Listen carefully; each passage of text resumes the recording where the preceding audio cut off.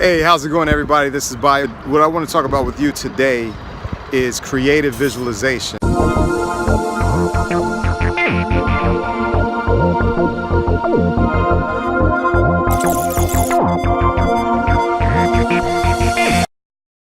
And a lot of times when we think of visualization, what we have in our mind is, oh, I'm just going to think of this movie in my head and it's going to be like these pictures and these images and that's it. What we really need to understand about visualization is it's not just images in your mind, it's actually a sensory experience. So I'm at this beautiful point right here, which is near American Airlines Arena, and one of the things about it is that, you know, it's a beautiful sunny day. You can see the colors of the water here.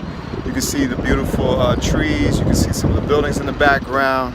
You can see some of the boats. I can feel it's like this beautiful, cool breeze. It's about maybe just barely under 80 degrees here in Miami. It's in March.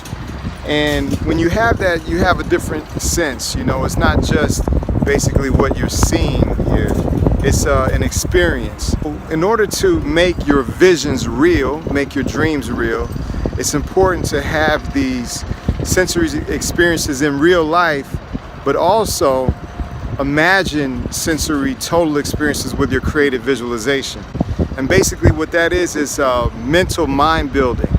A lot of times we work very, very hard, aggressively with action, and the actions that we're taking aren't really producing the results that we want. A lot of people just work harder and harder and harder.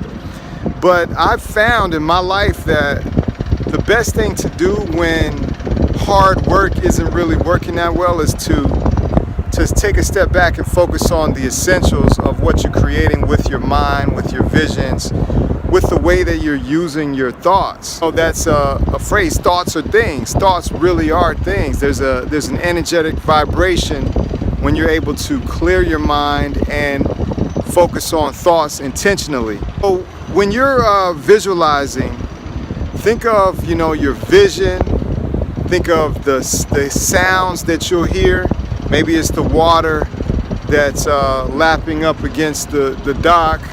Maybe it's the wind blowing.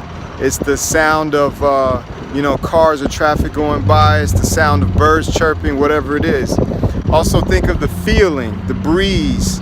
Think of the sunlight. I can feel the sun kind of like just touching my skin. Maybe it's, you can feel like just the energy of the vibration of the moment. It could be a lot of those things.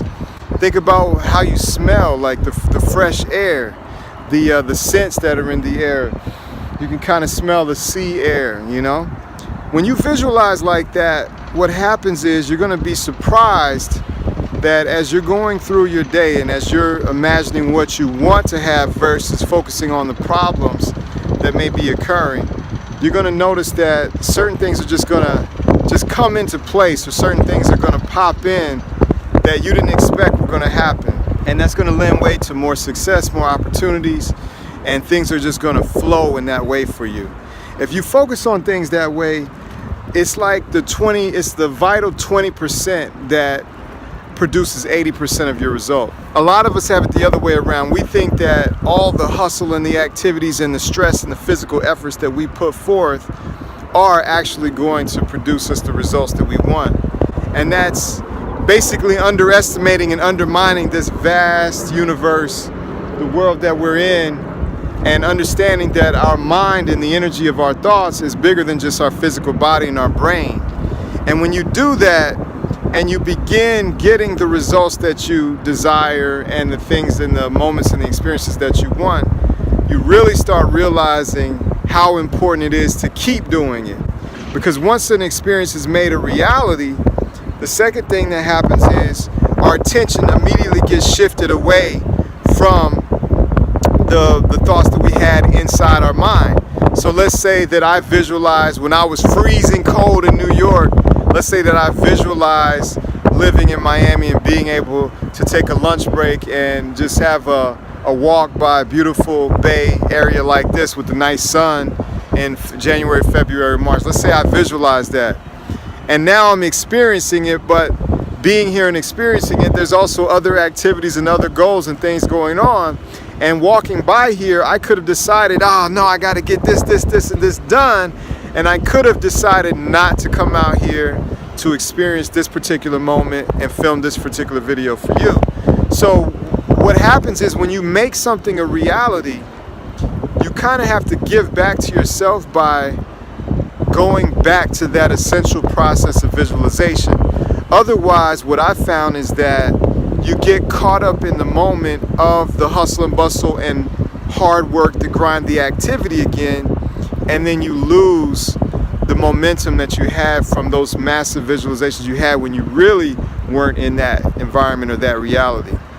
The other thing that I found is that when you're working on a serious challenge or a problem, obviously, you know, it's better for you to not think negative thoughts about that problem or that issue and think positive thoughts and think about what you want or visualizing what you want. Let's use another example again with New York and Miami. Let's say that you're in New York, it's freezing cold weather. You would rather be in a beautiful sunny environment like Miami. But while you're working in New York, while you're doing whatever you're doing, saving money, planning, strategizing a business, creating something or doing something, what you want to do is what I call break apart the resistance. And that means that, you know, that difficulty or that challenge, maybe it's money or time or freedom that you feel like that is not working for you. It's a resistance. But when you slowly start working on part one, part two, step one, step two of that particular issue, but you're visualizing where you are and where you want to be, you're visualizing because you're almost already there in your mind. So you're working with the new vision in your mind. And that is a more graceful and effortless way to put forth activity and effort, because you don't want to deny challenges and problems and just go sit in a room and visualize only beautiful things. But at the same time, you don't want to be sitting there dwelling on negative things and beating your head against the wall and grinding it out, stressing yourself out and never going into your mind to imagine yourself in a better environment. So that is just a little bit on creative visualization. There's obviously a lot more to it, but that's the basic gist of it. And I've been using creative visualization for almost like 20 years, since my early teens, and it has never really failed in what I've been able to manifest and what I've been able to do. And the longer that I use it, the better and better that I get. And I try to share this with as many people as possible, because it's a practice. It's just like if you wanted to get better at playing basketball or soccer or football, you would go on the field and you would practice.